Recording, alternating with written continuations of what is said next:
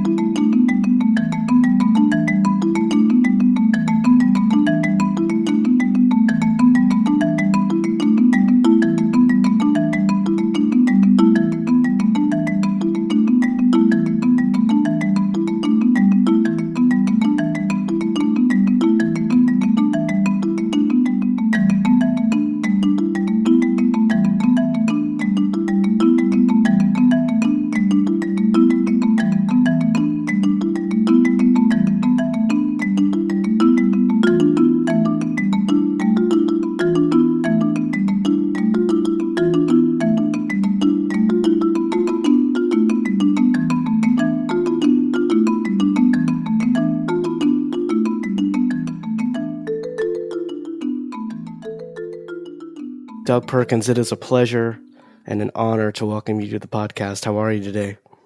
I'm doing really great. It's really fun to be here. Yeah, I've been looking forward to this. We have some interesting connections to each other that I can't wait to chat about. My son, he said he won't remember who I am, but please tell him I said hello. Oh, nice. I think you performed on a concert together when he was a student at LSU. So you were visiting the school. Oh, yeah. That's fantastic. Yeah. So he was there. Tell him hi back. I certainly will. He's now living in Austin and not doing anything with his percussion degree, but it's okay. He's thankful for the time he was able to study with Brett and everyone there. Yeah, well, I have a bunch of students now, and I'm just as happy to see them be successful outside of music as in music. I think there's a lot to learn from the discipline and the work of music. But I agree. I think learning the process of learning music is so transferable to other disciplines that if you can take that with you, you can be successful in just about anything. Yeah, I totally agree. I married a bassoonist who became a doctor. So I know that. I don't know if this is meaningful, but for you, this is my dog, Roman. Oh, my goodness, yes. I have Lola upstairs, our French bulldog. She's upstairs. Okay. Yeah. No, Roman is my Chihuahua who I'm in my studio at my house, and anytime he hears me down here, he hops on the desk with me. So that's great. It's a matter of time. Dad, I need to be on camera. That's right. So the other connection, obviously, is to Brett. Is that I understand through Skylar, he told me that you played bass guitar in a band with Brett back in the day. That's pretty cool. Yeah, referring to Brett Dietz, who was just Skylar's teacher at Louisiana State. State, yeah. We met each other in Pittsburgh, Pennsylvania, Brett Dietz and I. And I'm 4 years younger than him. So when I was in the 8th grade, I was a precocious young, talent, but it was the band director of our high school found me in junior high and said, "I'd love you to be in the jazz band, but there's this kid, Brett, who will be the drummer. But if you learn how to play bass by next year, then you can be in the band."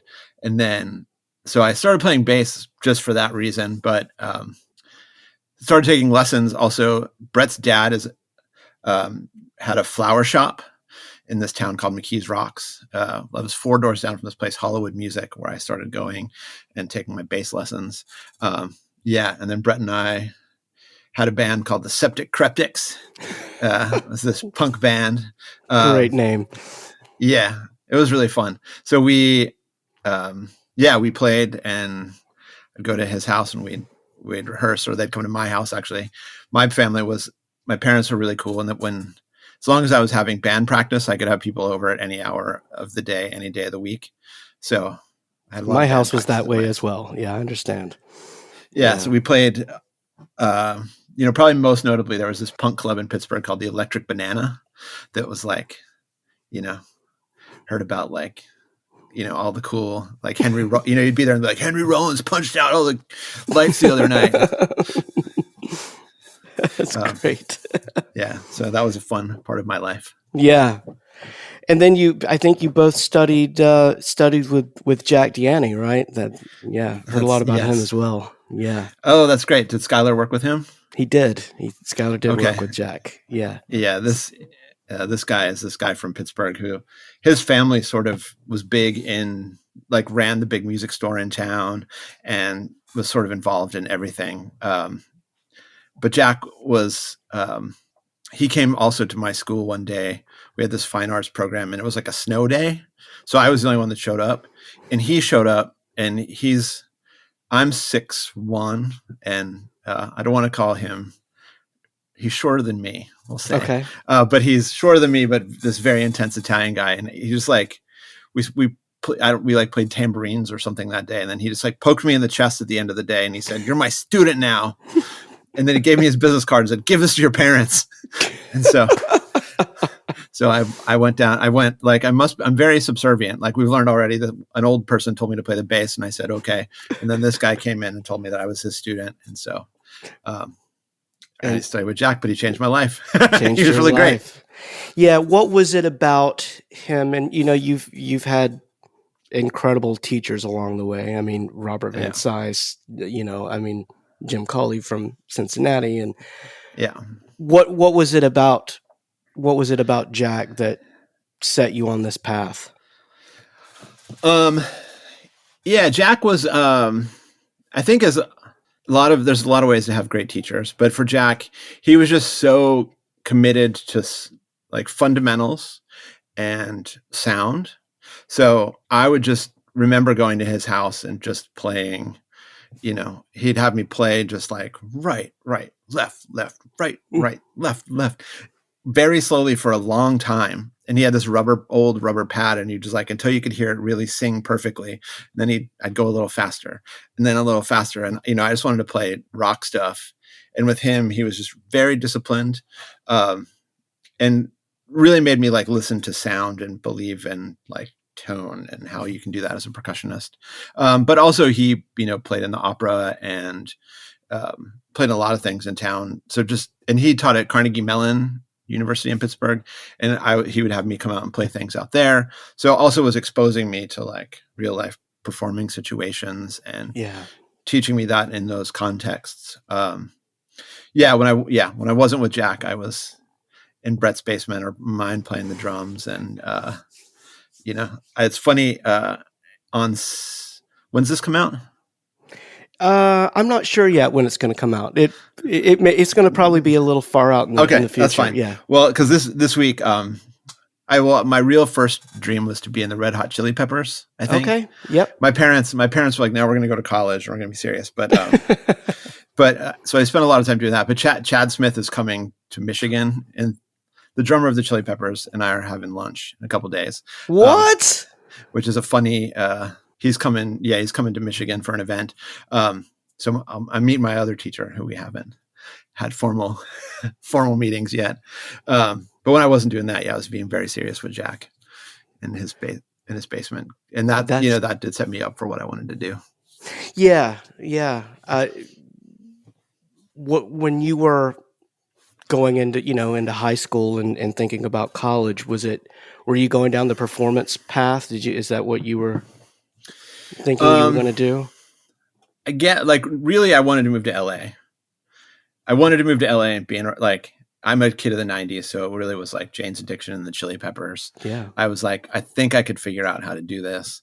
My parents had a different idea for me. So that was fine. So then they wanted me to go to a college, which is where I met this guy, Jim Cully. I have family from Dayton, Ohio. And so I ended up taking a tour of the University of Cincinnati, and like my teacher's studio had I got a tour and saw their studio and had all these gongs and crazy drums from Asia and marimbas. And I was like, okay. I remember seeing that room and thinking like, I want to be in that room as much as I can. Yeah. And then I think I was like good enough at music that I was into it. So, my parents seemed supportive of me going to music school as long as it was at a college. So the University of Cincinnati was a good choice for that. Yeah. And it just kind of, once I sort of decided, well, and I also liked that I didn't have to take math. Oh man. I was really bad at math. Yeah. Yeah. Like I had a couple funny things in high school for me was, as long as I had people in my basement and we were playing music, I could play music anytime. And then my grades kind of stunk at first, but then I sort of fell for the eventual valedictorian of our class. And I wanted to look cool for the valedictorian. So I started studying. And so my parents were also like, well, if you want to go hang out with the valedictorian, we won't tell you can't go on a date. That's great. But then after I got to music school, I don't know, it just started to make sense, I think. Yeah. I think it's interesting that you have such a background in drum set, bass guitar, rhythm section, groove based as a listener and then as a player. Uh-huh. I think I would imagine that, and I just think like looking through the lens of playing like Steve Reich's music, just as an example, just understanding sitting in a section and understanding your role to, like, if like you're a bass player in a rhythm section, there's so much overlap and similarity to me between playing that or playing the other. You know what I mean? Oh yeah, that's very true. Yeah, because I think so many classical players, orchestral players, maybe don't spend a lot of time playing drum set in a band. I mean, like they might play it in an orchestra or something, and it's a completely different animal than playing it in a quartet or something, you know? Yeah, that's so true. And I always say I was grateful to play bass. Playing bass made me a better drummer because I knew, like, when we would lock in, I know what that felt like.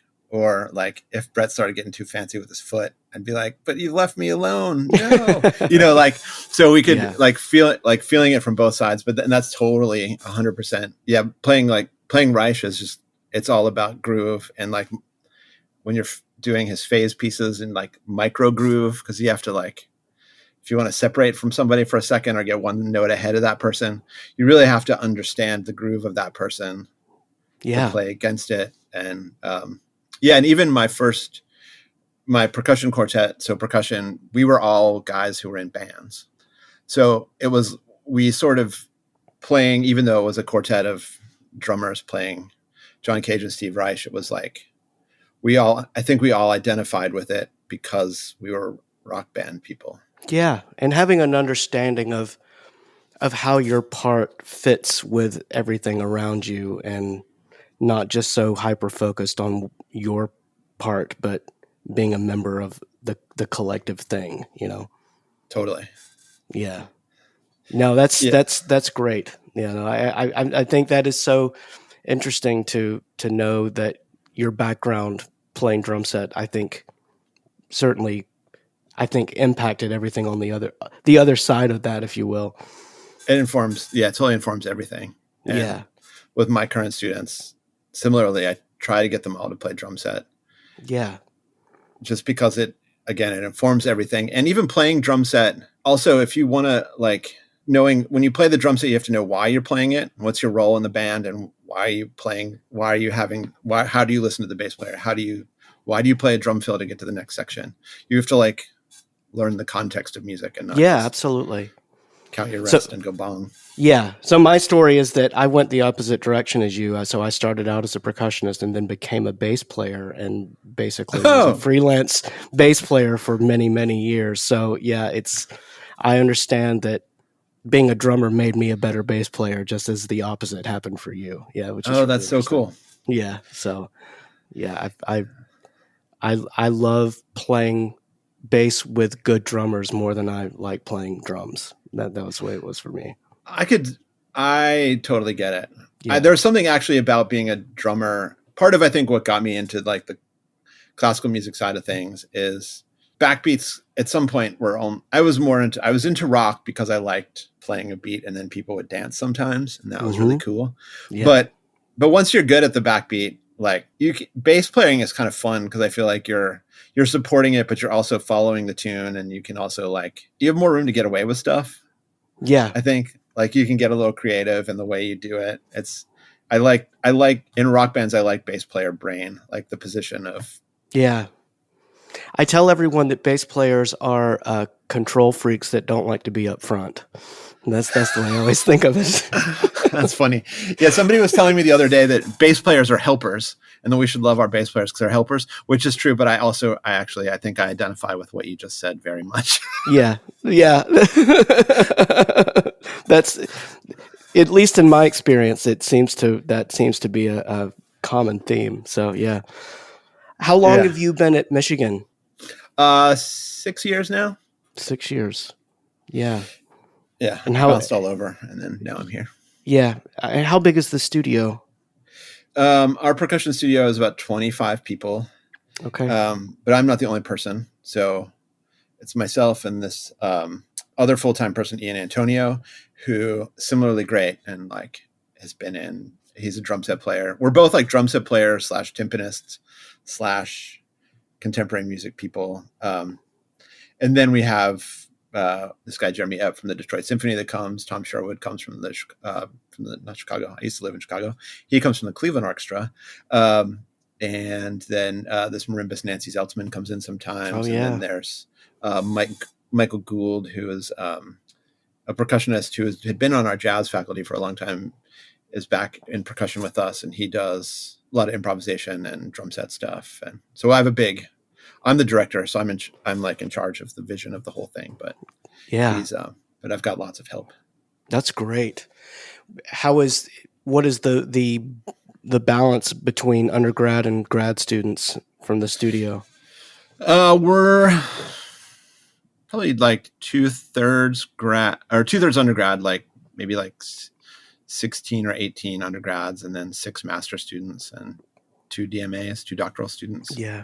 Have you seen I talk about this a good amount on here, talking with people that specifically who are teachers in pedagogy, that have you seen a shift in the way students learn, in the way students consume material for learning, being in just with the accessibility of content now? Have you seen a change in that, in how you approach teaching students or how they learn?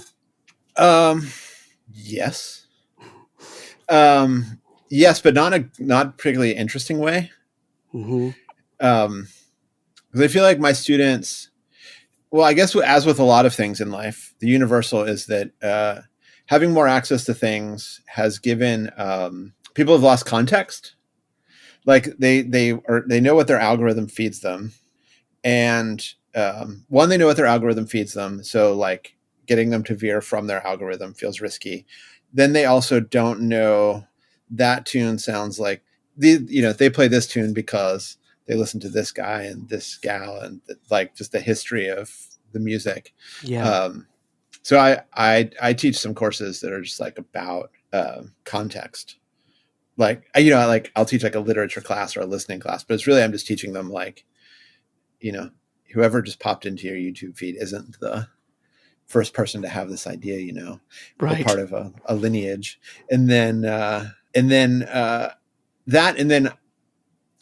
funny thing. So I played a gig this week with a person who teaches at Cal Arts, who does a songwriting class. And he was just saying that his songwriting students, he'd be like, "Oh, that's a Rufus Wainwright tune. You," and they're like, "Who's Rufus Wainwright?" Like, because he was explaining that even on the pop music side, they listen to whatever their Spotify playlist says, but they never stop to look at who the person is. Oh, that's maddening to me. I can't even fathom that. I know that, like, let alone, who produced it, who was the engineer, where did they record it? Like, yes. Which session players played on this album? Yes. So far past needing the liner notes from your record. Oh, so like, I don't even know who the artist is. Right. Which for me, I mean, as you like, I can talk about that forever. Like, just knowing, like, oh my God, I'm in this studio where this happened, or, the history of all of it is so important. The other thing I was going to say about the content, or like, we're talking to each other, things being online, is that my students are also afraid to mess up. So there's always a permanent record of everything you're doing. They don't know if somebody might have their camera out or not. So sometimes it's even really hard for me to have a student take a chance, even if it's just the two of us in a room, because they don't want to be perceived as having failed at something. Wow. Which is so sad. Like, thinking about going back to Brett Dietz and the Septic Kreptics, like, just sitting in my basement sounding so bad, or the best recording was taking our boombox and, like, trying to get it perfectly between all the amps and the drums to get that perfect mix. Like, just, we learned so much that way. Yeah. So that's those two things. Like, I want people to take chances, and then I want people to also, like, know that Chad Smith sounds cool because Bonham was a person. Right. Exactly. Who also took risks and made mistakes, and there's beauty in that, and it's okay. Yeah.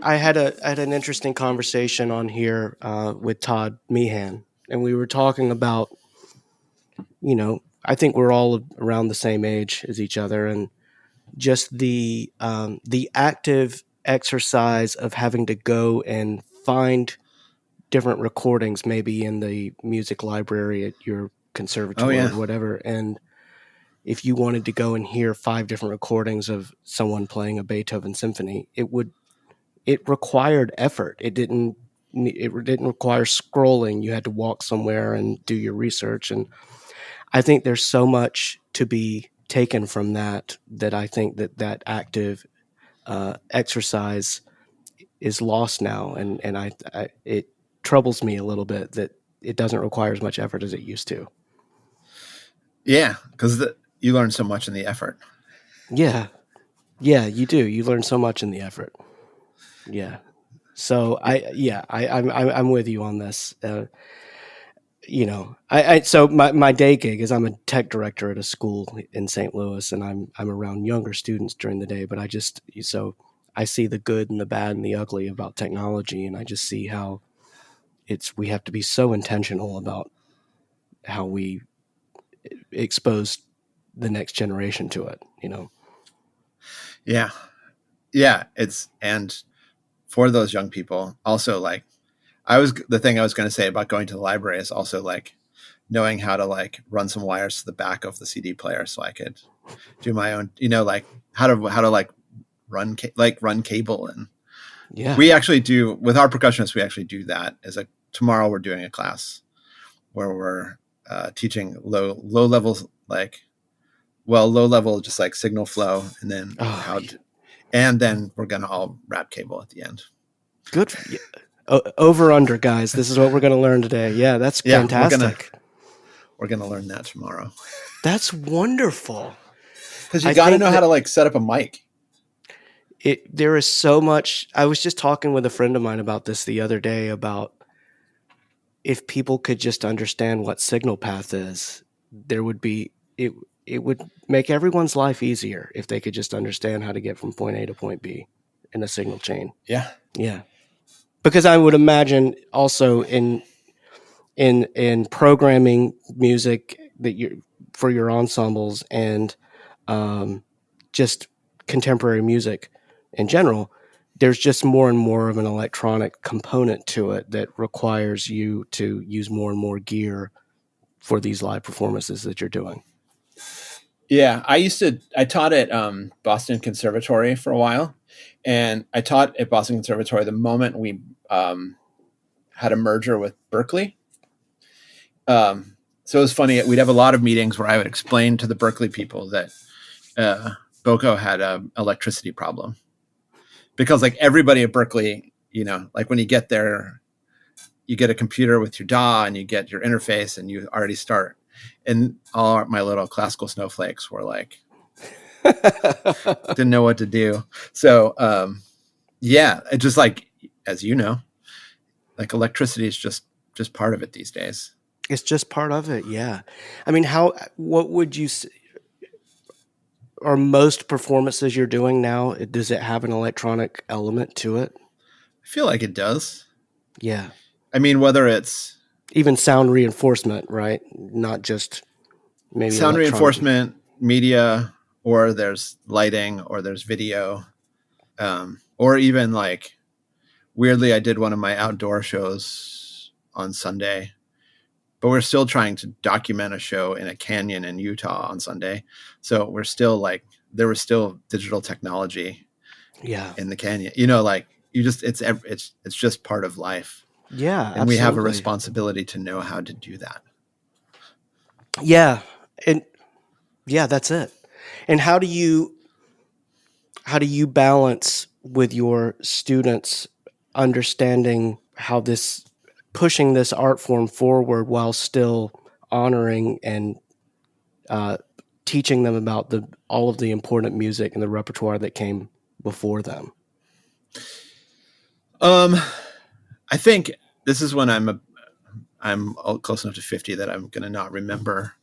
If I was better, I'd have the John Cage quotes like at the top of my head. But like at least percussionists we're lucky to have John Cage, who is like talking about how percussionists are the bridge to the future and we are responsible for all sounds. And so I think being that that's the case, if we're to be the future, technology is a percussion instrument.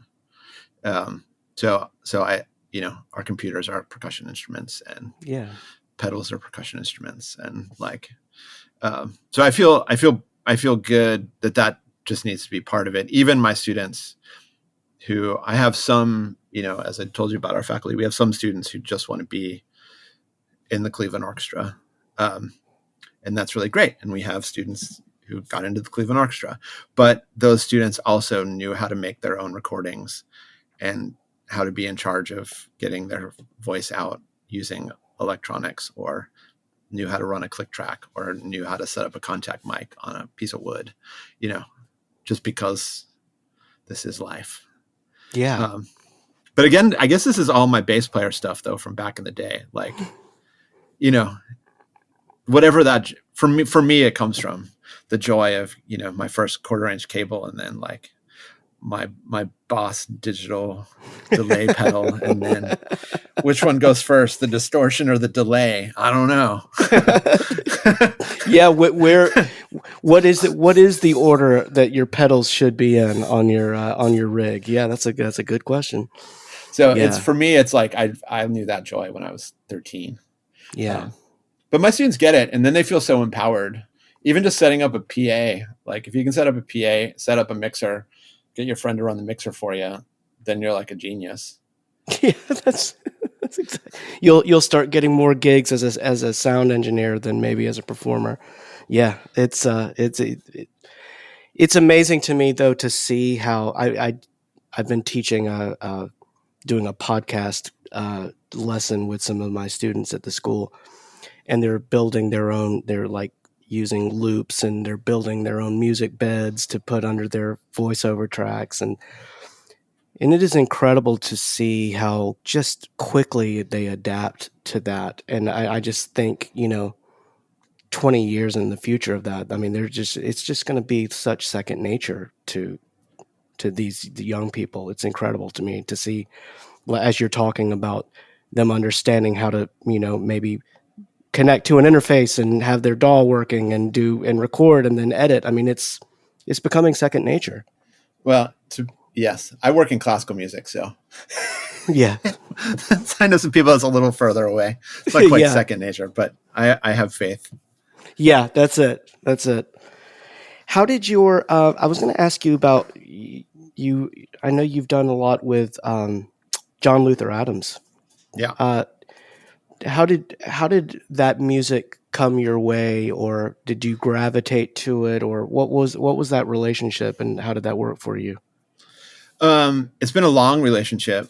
I first heard John's music and met John when I was 19, I think.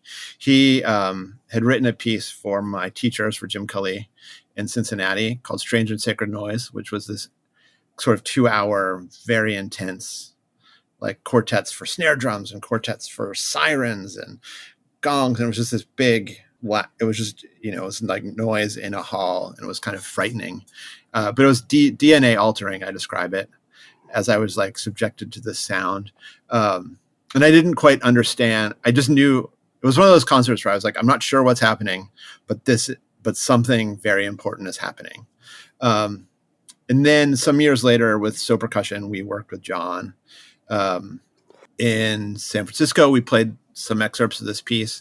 And then the funny part about it, where John really like kind of changed my life. My relationship with John was sort of life-changing. But where it happened was I had this friend, Rob Essler, I went to college with, who was thinking about this piece. And he called, after I'd quit So Percussion, I'd moved to New Hampshire and was living in the woods of New England. And he said, hey, I want to play that Strange and Sacred Noise in my mom's boyfriend's backyard. Would you want to help organize it? I'm going to come. Steve Schick's going to come. My wife, Lisa's going to come. And John Luther Adams is going to come. And we'll play it for a research project. And I was teaching at Dartmouth, so I had a little bit of money to like put people up in like the Motel 6, like nothing fancy, but like it's before he was like the famous version of himself. But we went and we played in my friend's mom's boyfriend's backyard. It was cool. Yeah. We all got had a couple beers, and then we were like, we need to do this in the Alaskan tundra where John is from. And then we said, okay. And we were all stubborn enough that a year later, we all got on planes and went to Fairbanks. And there was this guy, Morris Poulter, who was up there, who was teaching at Fairbanks. And we met with him, and he let us take his gear out to the Alaska range, and we camped and played this piece in the tundra.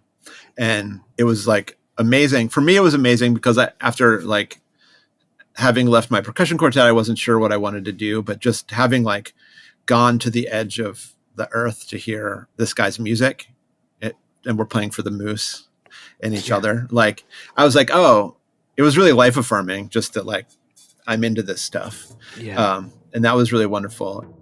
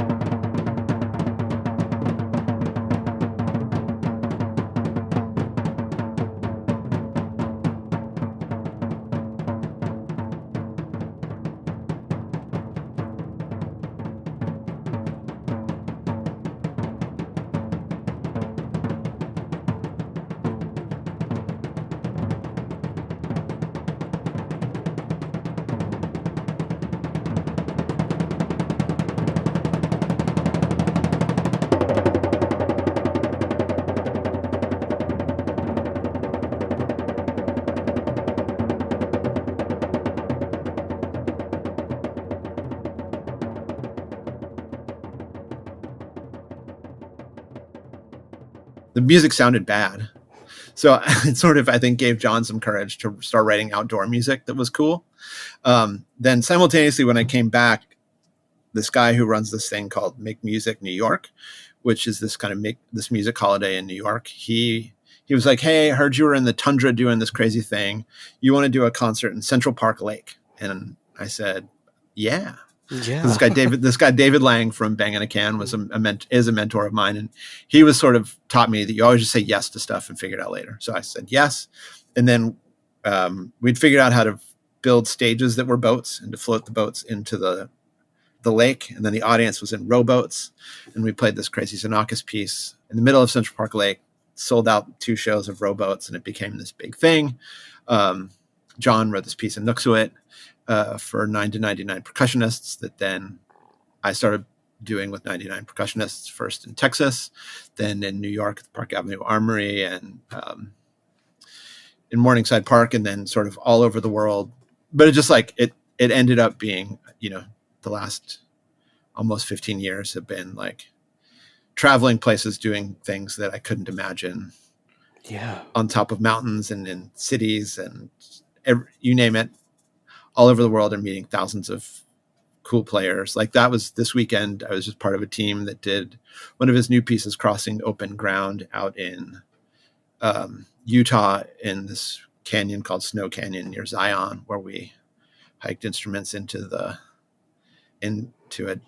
Like literally the team had like search and rescue gurneys with bass drums and timpani on it. We hiked them into this canyon and played this concert.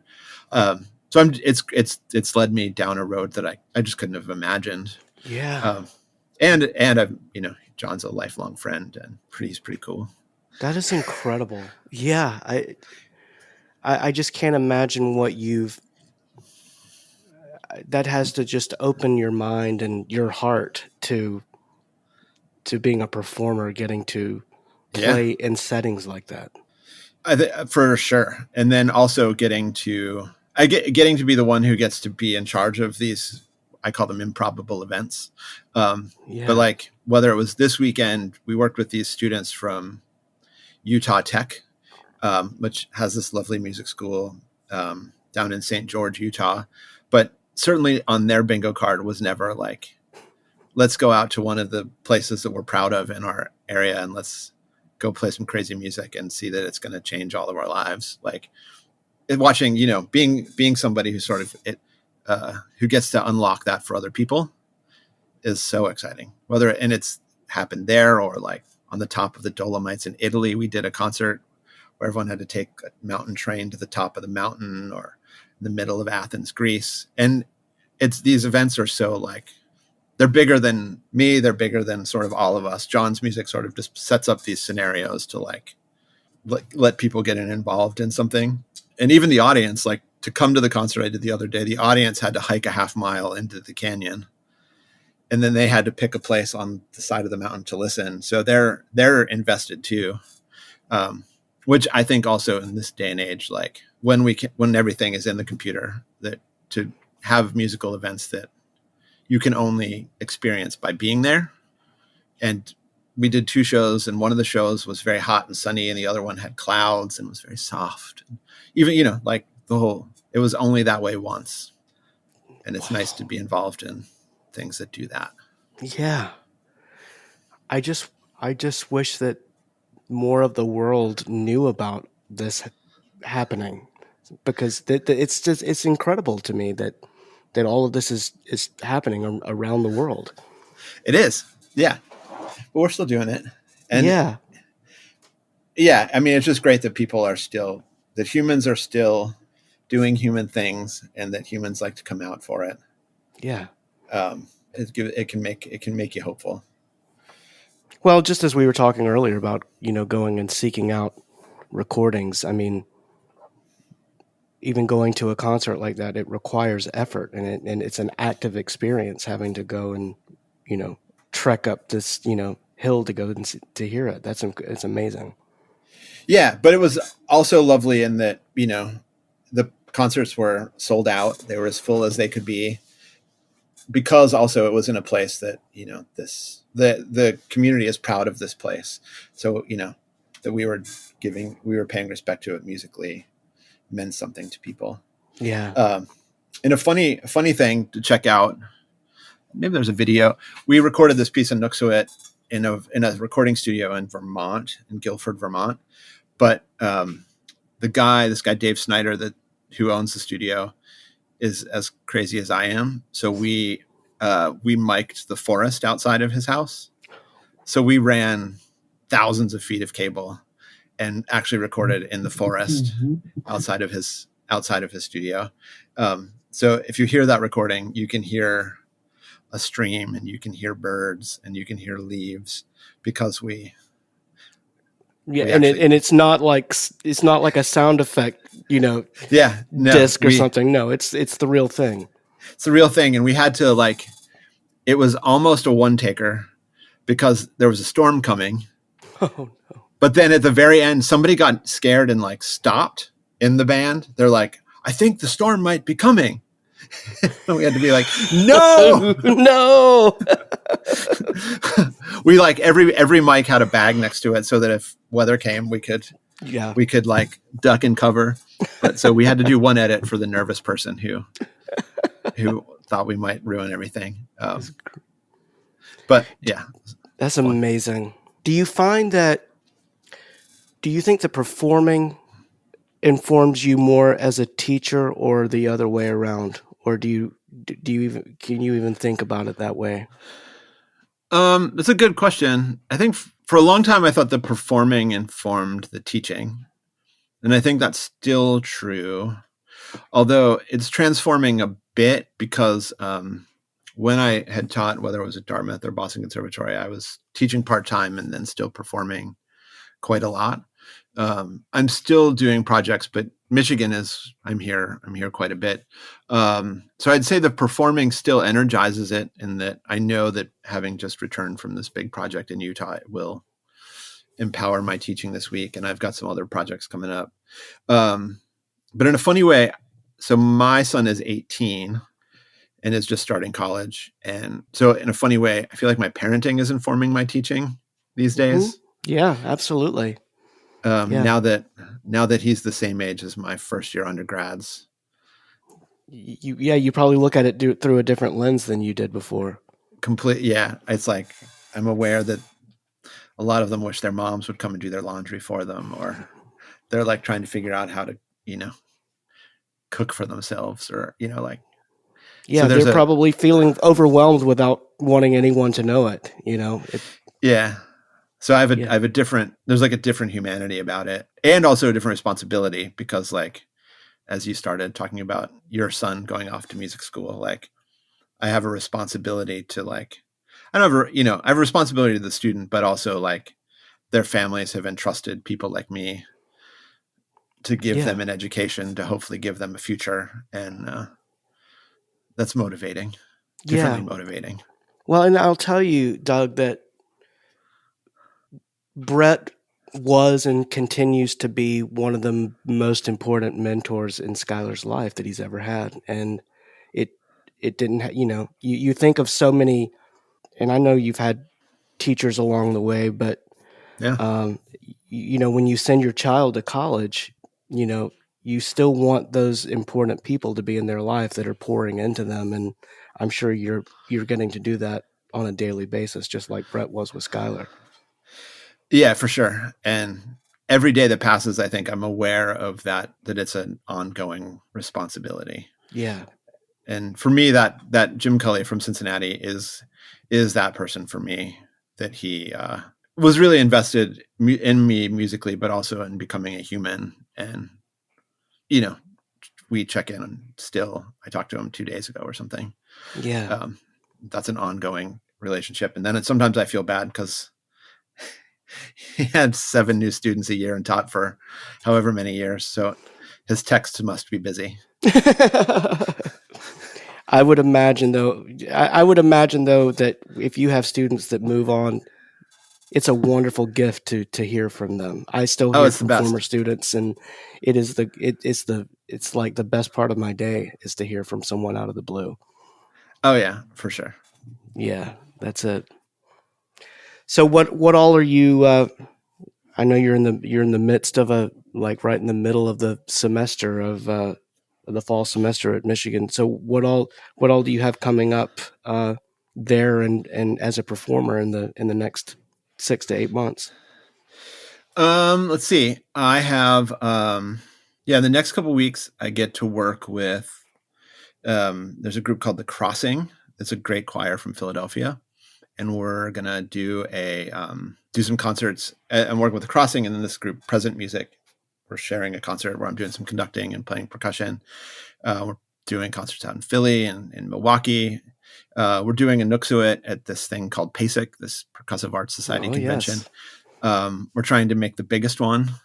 It's going to be very cold in Indianapolis, but there's a woman, Megan Arns, who teaches at Mizzou out your way, who has heroically taken on making this happen. So shout out to Megan for that. I'm going to help out. I'll do whatever she tells me to do. So we have those with Michigan. We're putting out a record with this guy, Michael Gordon from Bang in a Can. He wrote us a big piece a couple years ago for 36 players called Field of Vision that will come out on their record label soon. It's awesome. It's really, really cool. Super proud of that. Tristan Parrish, my good friend who I've worked with Todd Meehan on projects with. He has a new trio for vibraphones and electronics we're going to do in Chicago in February. Christian Wolf, who is he was a friend of mine from Dartmouth, and one of he's the guy who gave John Cage the I Ching. So yeah, he's cool. So I got him to write Michigan, the percussion ensemble, a piece that we'll play soon. So we're working with him. Steve Reich is turning 90. So I feel like I'll be rocking some of his music. I hope so. Yeah. Yeah. So I'm plenty busy, and our students are like, every day is a new adventure at Michigan. So yeah. I love that you get to be a performer as much as you are. I think that's so amazing that you, at this point in your career, that you get to teach and you get to work with the next generation of performers and educators, but you also get to refill your tank as a performer. That's amazing. Yeah, really fun. And similarly, getting to do some of that getting to fold the projects in with my students. So whether it's, so the Christian Wolf project will be with my students. Michael Gordon will be with my students. We've made 2 records so far with John Luther Adams. We might have some more stuff with him coming up soon. So it's fun. It's also been fun to enjoy the performing and, the fruits of whatever my career has done, but then to bring young people into that project. Yeah. In a flex, well, whatever, like getting to make records. We made this John Luther Adams record a couple of years ago with my students that got, nominated for Grammys and stuff. And like, if you're 18 and going from the place, I just selfishly enjoy going from the place where like, what is this music? This is weird. I don't know. I haven't. And then I'm like, just trust me, just do your best. And then like, they can see that I'm giving them real life chances to see that like, your crazy ideas can actually like become meaningful in the world. Yeah. Well, I would imagine too, they probably learn a lot by watching you as a performer during rehearsals, how you approach it as yourself as a performer. Maybe as much as what you would be telling them if you were conducting the rehearsal. Yeah, I think that's for sure, seeing the work. And I feel that way about our whole faculty. Like I learn a lot watching Ian work because he's brilliant. Or, today, Tom Sherwood, who's in the Cleveland Orchestra, I could say this about all my colleagues, but I just know that today I walked in on Tom teaching a snare drum lesson and I was like, oh, guy's good. Guy's really good. He's amazing.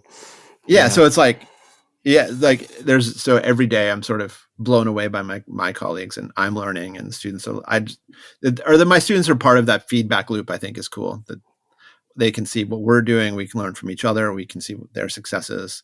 And that working with us and in doing these projects, they can see the humanity of it all too. Yeah. Yeah. And just the power of collaboration, and in these days, I think it's needed maybe now more than ever. So yeah, it's beautiful to see it on display. Yeah, and that makes me happy to go to work in the morning. Yeah, that's it. Well, Doug, it's been a pleasure hanging out with you. I've really enjoyed. Yeah, I've really enjoyed talking with you, and just cheers for all you've done, and best of luck for all of these amazing things that are on the horizon. Yeah, thanks for having me, and Yeah. I hope say hi to Skylar, and thanks for talking to all of my friends on here. Yeah, absolutely. Yeah, I know. It's great. It's wonderful. Well, best of luck to you. That was my conversation with Doug Perkins. If you enjoyed this episode, please take a second to follow or subscribe to the Bandwidth Tapes wherever you listen. And if you can, leave a rating or review. It really helps people find the show. Thanks for listening, and I'll see you next time.